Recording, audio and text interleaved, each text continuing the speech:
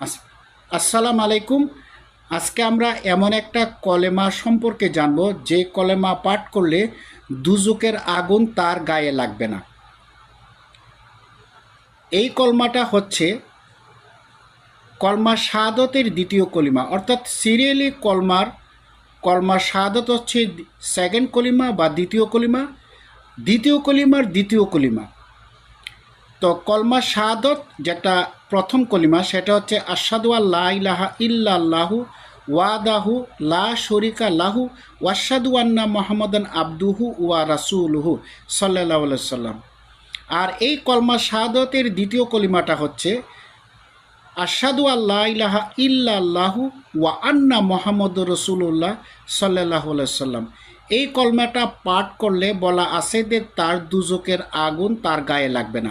আপনারা ইচ্ছা করলে বুখারী শরীফের হাদিসে তা চেক করে দেখতে পারেন। আমি এই বইটার থেকে এটা সংগ্রহণ করছি। আর এই বইয়ের 32 পৃষ্ঠায় এটা লেখা আছে। তো এই কলমাটা পাঠ করলে বলা আছে যে দুজকের আগুন তার গায়ে লাগবে না। তা আমার এই ভিডিও দেখে যদি কারো এক তিল পরিমাণ উপকৃত হয় তাহলে আমি নিজেকে ধন্য বলে মনে করব। আবারও বলতেছি, সেই কলিমাটা আশহাদু আল্লা ইলাহা ইল্লাল্লাহু ওয়া আন্না মুহাম্মাদুর রাসূলুল্লাহ সাল্লাল্লাহু আলাইহি সাল্লাম। তো এই ছিল আজকের ভিডিও। সবাইকে ধন্যবাদ। আসসালামু আলাইকুম।